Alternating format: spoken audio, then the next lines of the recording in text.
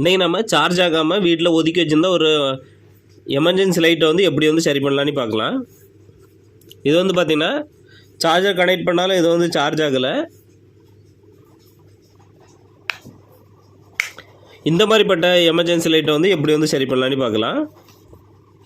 இது வந்து பார்த்திங்கன்னா தண்ணி வந்து மழையில் கொண்டு போகும்போது தண்ணி பட்டனால தான் இந்த மாதிரி ப்ராப்ளம் வந்துன்னு சொன்னாங்க.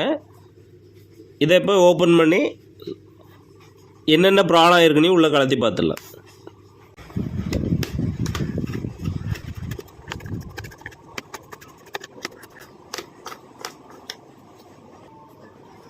இப்போ நாம் இதோட பேக் டோர் வந்து ரெண்டையும் வந்து பிரித்து எடுத்துடலாம்.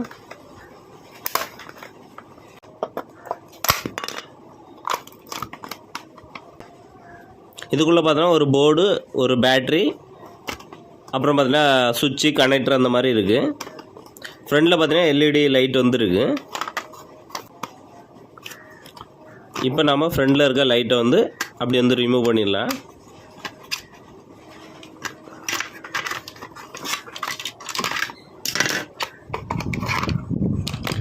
இப்போ நாம் எதுலெல்லாம் தண்ணி வந்து போயிருக்குன்னு பார்க்கணும். இதோட பேக் சைட்லாம் மேக்ஸிமம் ஹோல் எங்கெல்லாம் இருக்கோ அது வழியாக தான் தண்ணி போயிருக்கும்.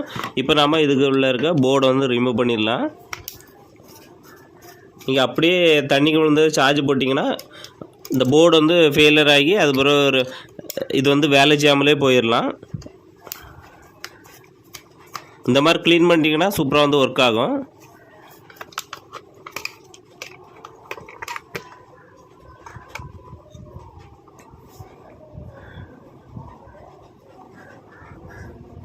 இதுக்குள்ளே தண்ணி போயிருக்க இடம் பார்த்திங்கன்னா இந்த சப்ளை கொடுக்கக்கூடிய கனெக்டருக்குள்ளே தண்ணி வந்து போயிருக்கு.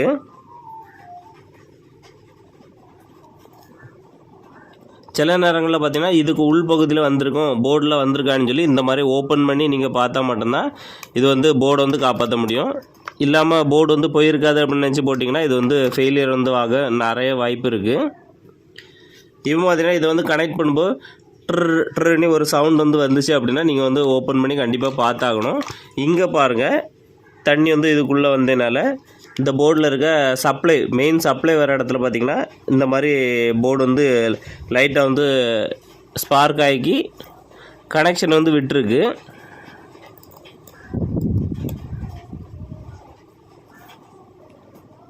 இப்போ நாம் இந்த இடத்த பார்த்திங்கன்னா ஐபிஏ இல்லைனா பெட்ரோல் போட்டு க்ளீன் பண்ணணும். க்ளீன் பண்ணிவிட்டு சோல்ட்ரிங் வச்சு சோல்ட்ரிங் பண்ணிடலாம். க்ளீன் பண்ணுறதுக்கு முன்னாடி இதில் இருக்க பேட்ரி வந்து முதல்ல வந்து ரிமூவ் பண்ணிடுங்க. பேட்டரியோட கனெக்டர் வந்து எதில் வருதுன்னு பார்த்துடுங்க. பார்த்துக்கிட்டு இதை வந்து இல்லைனா ஒரு ஃபோட்டோ எடுத்து வச்சுட்டு இதை வந்து ரிமூவ் பண்ணணும்.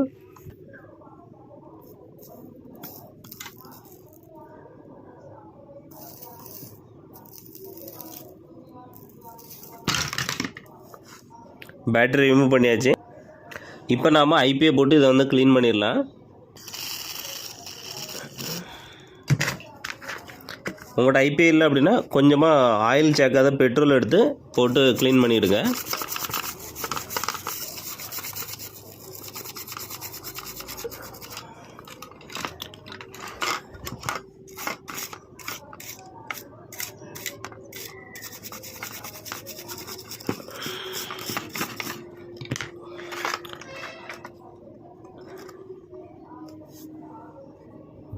இப்போ நம்ம க்ளீன் பண்ணியாச்சு. இப்போ நம்ம இந்த கனெக்டரில் பார்த்திங்கன்னா நம்ம தண்ணி உள்ளே போனதுனால ஷார்ட் ஆகி தான் இது வந்து சார்ஜ் ஆகாமல் இருக்குது. இதை வந்து லைட்டாக சுரண்டிக்கிட்டு இதில் வந்து மறுபடியும் வந்து சோல்ட்ரிங் வந்து வச்சுக்கலாம்.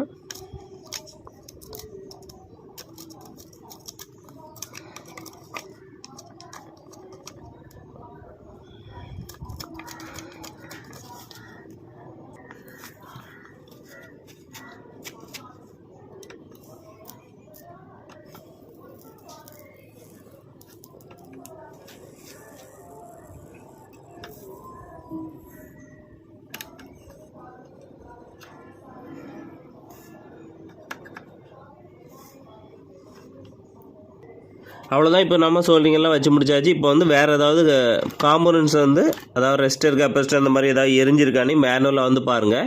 கெப்பாசிட்டர் வெடிச்சிருந்தா இதில் பஞ்சு மாதிரி அப்படி புஃப்னு வெடிச்சிருக்கும். இல்லை அப்படின்னா இது வந்து உப்பி போய் இந்த மாதிரி இருக்கும்.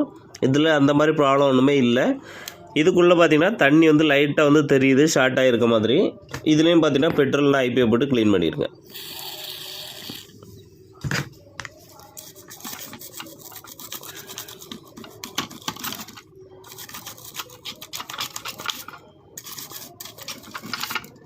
ஐபிஐ போட்டிங்கன்னா ஒரு 10-15 நிமிஷம் அப்படியே காய விட்டுருங்க. பெட்ரோல்னால் வெயில் இருந்துச்சுன்னா வெயிலில் வந்து வச்சுருங்க. அதுவும் 10-15 நிமிஷத்தில் காஞ்சிரும்.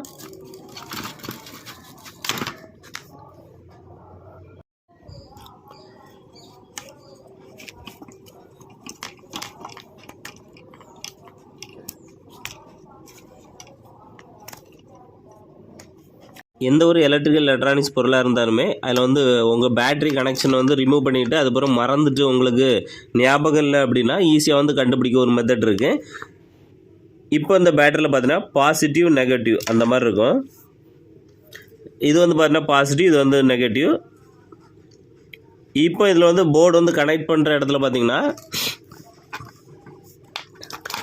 இந்த 2 ஒயர் இருக்குது. இந்த 2 ஒயரில் பார்த்தீங்கன்னா பாசிட்டிவ் ஒயர் எது நெகட்டிவ் ஒயர் எதுன்னு தெரியணும் அப்படின்னா பாசிட்டிவ் ஒயரில் பார்த்தீங்கன்னா ஒரு டயோட்லேருந்து வரக்கூடிய ஒயர் பார்த்தீங்கன்னா பாசிட்டிவ்னையும் கெப்பாசிட்டிலேருந்து வரக்கூடிய ஒயர் பார்த்தீங்கன்னா நெகட்டிவ்னு நம்ம வந்து புரிஞ்சுக்கலாம். இப்போ இந்த 2 ஒயரில் பேக் சைடில் திருப்பி பார்க்கணும். பார்க்கும்போது பார்த்தீங்கன்னா இந்த ஒயர் பார்த்தீங்கன்னா டயோட்லேருந்து வருது. பாருங்கள், இந்த ஒயர் வந்து பார்த்திங்கன்னா இதுதான் டயோடு. இந்த டயோட்லேருந்து வரையினால இது வந்து பாசிட்டிவ் லைன்லையும், இந்த ஒயர் பார்த்திங்கன்னா பாருங்கள் இந்த கெப்பாசிட்டர் வந்து இதோட பேக் சைட்லேருந்து வருது லைனு. பாருங்கள் கெப்பாசிட்டர் லைன் பக்கத்தில் வரையினால இது வந்து பார்த்திங்கன்னா நெகட்டிவ்னு நம்ம வந்து புரிஞ்சுக்கலாம். இப்போ நீங்கள் எப்படி எடுத்தீங்களோ அதே மாதிரி இதை வச்சு க்ளோஸ் பண்ணிடுங்க.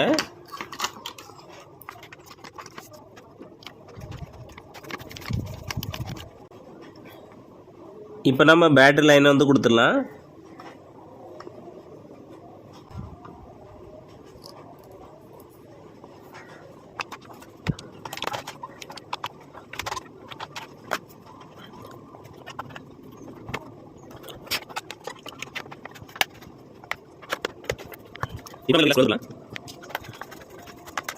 இப்போ ஸ்க்ரூ எல்லாம் போட்டு கனெக்ட் பண்ணியாச்சு. இப்போ நம்ம இதை வந்து சார்ஜ் போட்டு பார்த்துடலாம். பாருங்கள் சூப்பராக வந்து சார்ஜ் ஆகுது.